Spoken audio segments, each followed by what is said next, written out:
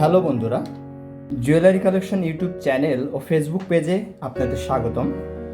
আজকে আপনাদের জন্য নিয়ে এসেছি কষ্টি পাথর দিয়ে কিভাবে স্বর্ণ পরীক্ষা করা হয়। আমরা ধাপে ধাপে দেখানোর চেষ্টা করব। আশা করছি সম্পূর্ণ সময় আমাদের সাথে থাকবেন। আমার হাতে রয়েছে একটি কষ্টি পাথর। এটা অরিজিনাল কষ্টি পাথর। এই কষ্টি পাথরের উপর আমাদের পরীক্ষা করা হবে। পাথরটার উপর আমরা সামান্য একটু সরিষার তেল মেখে দেব, যে পরীক্ষা করার যে পদ্ধতিটা সেটা আরও সুন্দর হয়। এখন এই স্বর্ণের পরীক্ষার আগে আমরা দেখব যে তামা যদি কষ্টি পাথরের উপর পরীক্ষা করা হয় তাহলে কেমন হয় বা কিভাবে বোঝা যায়। এর জন্য আমরা এই কষ্টি পাথরটি নিলাম, এর উপরে নিলাম একটি তামার তার। এই তামার তারটি এই কষ্টি পাথরের উপর আমরা ঘষব।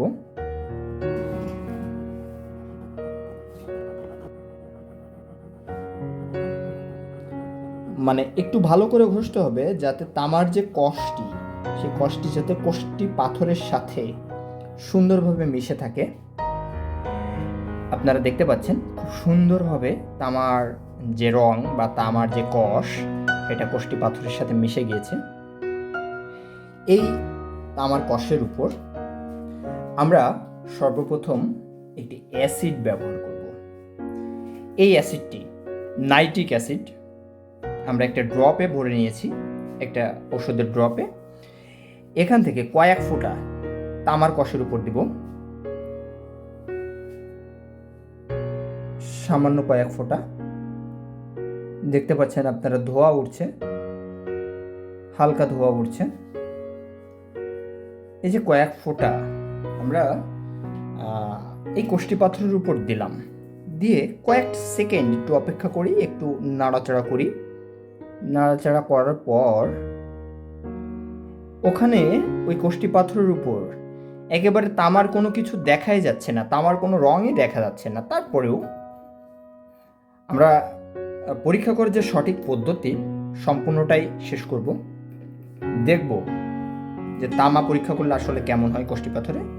আমার কাছে রয়েছে একটি ছাই, যেটা সবসময় পাওয়া যায়, সিগারেটের ছাই। সে সিগারেটের ছাই এই অ্যাসিডের উপর দিয়ে দিলাম, আরও কিছুটা সিগারেটের ছাই দিলাম। দেওয়ার পরে একটু নাড়াচাড়া করার পরে আমরা বুঝতে পারতেছি যে ওর উপরে কিছু আছে। আচ্ছা, আমরা এটা একটু ধুয়ে ফেলি, দেখি। এটা আমরা এই জলের ভিতর ধুয়ে ফেললাম। দেখুন কিছুই নেই, এরপরে কিছুই নেই। আমরা এবার স্বর্ণ পরীক্ষা করব কষ্টি পাথরের মাধ্যমে, সেই সনাতন পদ্ধতিতে। বর্তমান সময়ে অনেক ডিজিটাল পদ্ধতি আছে স্বর্ণ চেনা। সনাতন পদ্ধতি স্বর্ণ চেনার জন্য এখনো সঠিক হিসেবেই ধরা হয়ে থাকে। আচ্ছা, তার জন্য আমাদের সেই প্রথম প্রক্রিয়া, কিছুটা তেল কষ্টি পাথরের উপর দিয়ে দিব, যেন স্বর্ণের যে কষটা বা স্বর্ণের যে রংটা সেটা সুন্দরভাবে বোঝা যায়। আচ্ছা, আমার কাছে রয়েছে একটি আংটি। এটা স্বর্ণের আংটি, কিন্তু দেখব যে আসলে এটা স্বর্ণের কিনা। এই আংটির আমরা এখানে একটু ঘষব,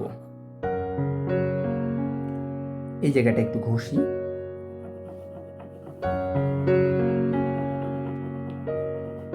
আচ্ছা, আমরা তো এখানটাই দেখলাম, এবার আমরা একটু এই সাইডটা একটু দেখার চেষ্টা করি।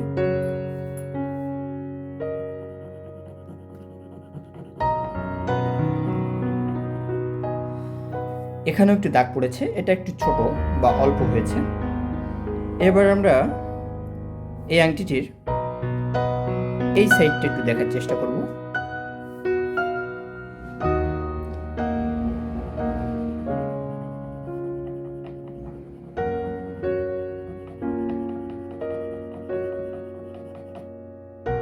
দেখতে পাচ্ছেন খুব সুন্দর স্বর্ণের দাগ, বা আমরা যেটাকে স্বর্ণের কল বলে থাকি, সে যে স্বর্ণের কষ পড়েছে।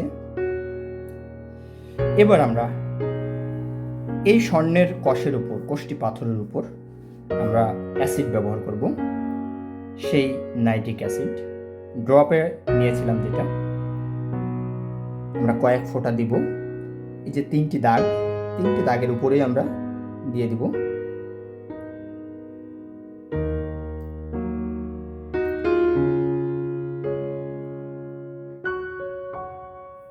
আমরা কিছুক্ষণ রেখে দিলাম, সামান্য কয়েক সেকেন্ড রেখে দিলাম। আপনারা দেখতে পাচ্ছেন ধোঁয়া উঠছে। এবার আমরা এরপরে একটু ছাই দেব, সিগারেটের ছাই, যেটা একটু আগে দেখেছেন, কিন্তু তামার উপর দেওয়ার সাথে সাথে এই দাগটি মিলিয়ে গিয়েছিল, কিন্তু এখন দেখতে পাচ্ছেন দাগটি মিলে যায়নি, এখনো দাগটি স্পষ্ট আকারে দেখা যাচ্ছে। আমরা এর উপর কিছুটা ছাই দিয়ে দেব।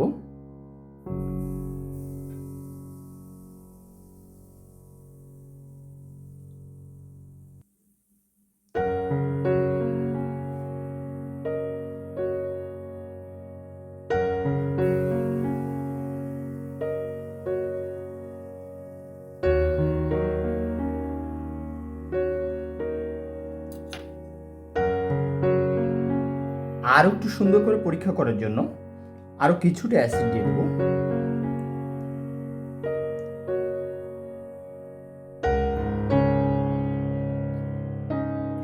এবার আমরা কয়েক সেকেন্ড রেখে দিই, একটু নাড়াচাড়া করি।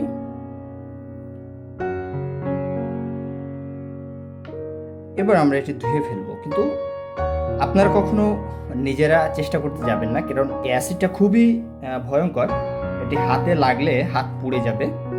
আমি অত্যন্ত সাবধানতাবশত করার চেষ্টা করছি, এর মধ্যে পড়ে গিয়েছে কিছুটা অ্যাসিড। আচ্ছা, আমরা জলে ধুয়ে দেওয়ার চেষ্টা করব।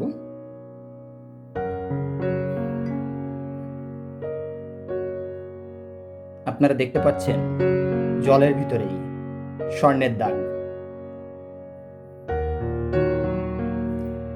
দেখুন এই যে স্বর্ণের দাগ রয়ে গেছে।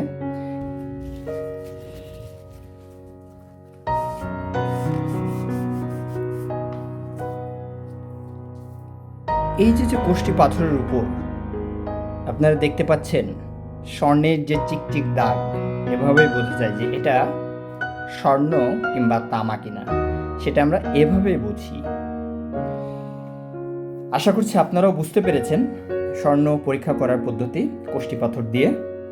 আপনারা এতক্ষণ দেখলেন কোষ্টি পাথর দিয়ে কিভাবে স্বর্ণ চেনা যায়, স্বর্ণ কিভাবে পরীক্ষা করা হয়। আমাদের এই ভিডিওটি যদি ভালো লেগে থাকে তাহলে ভিডিওটিতে একটি লাইক দিবেন, এটি কমেন্ট করবেন, এবং পরবর্তীতে এরকম ভিডিও দেখার জন্য চ্যানেলটি সাবস্ক্রাইব করে পাশে থাকা বেল আইকনটিতে একটা চাপ দিয়ে রাখবেন। আপনাদের সকলের জন্য শুভকামনা। ধন্যবাদ সকলকে, ভালো থাকবেন সবাই।